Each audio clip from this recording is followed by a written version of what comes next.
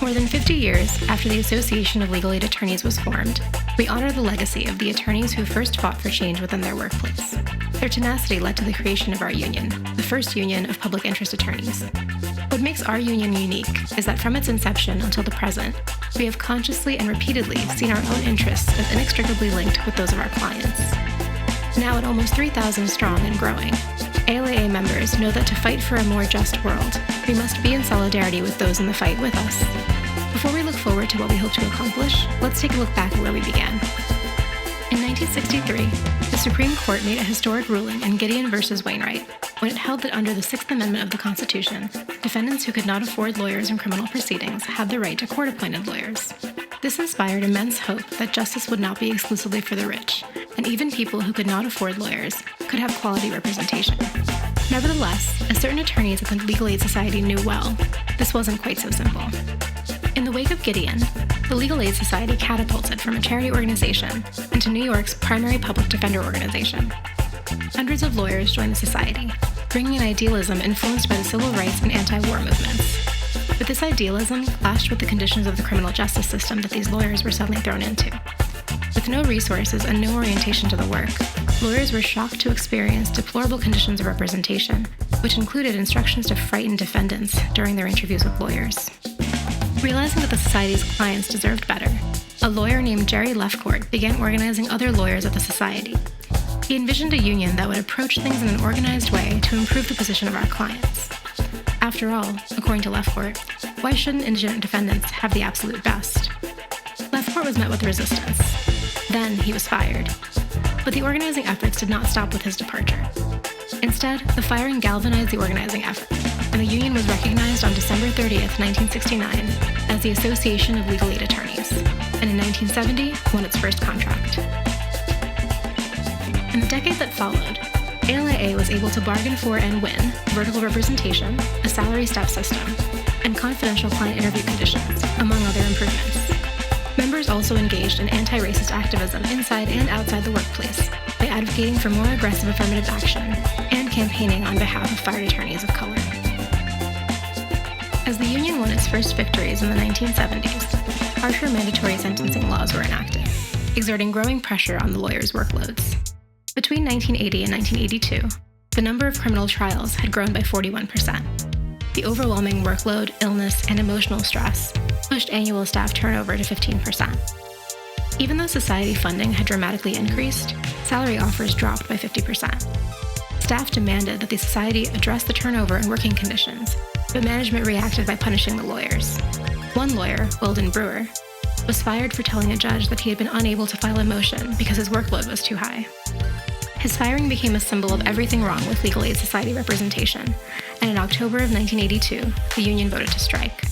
For 10 long, cold weeks, the union was met with resistance and retaliation, but members stood together despite intense pressure. At the end of the strike, a settlement was reached. Despite its victories, however, ALAA faced one of its greatest challenges with the election of Rudy Giuliani as mayor of New York City in 1994. Giuliani, a former federal prosecutor, openly despised the Legal Aid Society and its mission, and even more so the union. When ALAA voted to strike during contract negotiations with the society, Giuliani immediately terminated the society's contract with the city and threatened to blacklist any attorney who remained on strike.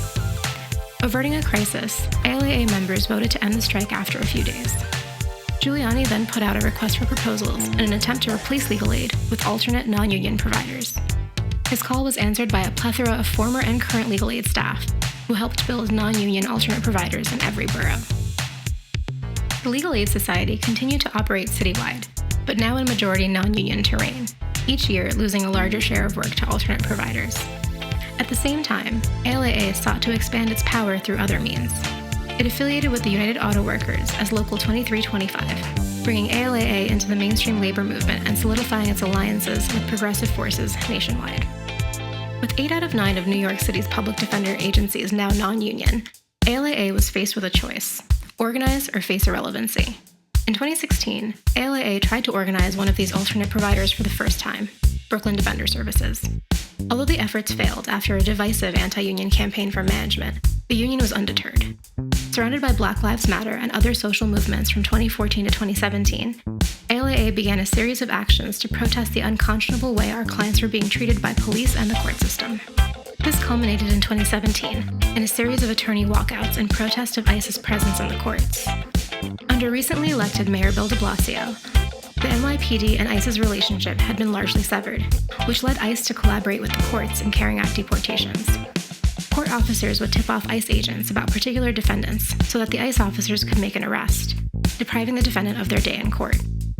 In response, attorneys voted to initiate a walkout any time that ICE made an arrest inside the courthouse. This spread to all 5 boroughs, garnering major press attention and the passage of legislation prohibiting ICE from interfering in New York's courts. These walkouts also led to unprecedented collaboration between attorneys from the Legal Aid Society and the alternate providers, where both union and non-union staff withheld their labor power as a form of protest in support of clients. A new generation began to staff the alternate providers, with a focus on dignity for clients and staff. They viewed their jobs as not only defending their clients in the courtroom, but also in the streets, connecting with and re-inspiring their more experienced colleagues who had paved the way.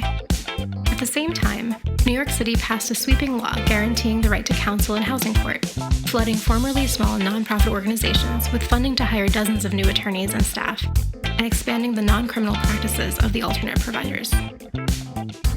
With the new generation of staff at the helm, workers began to organize once more.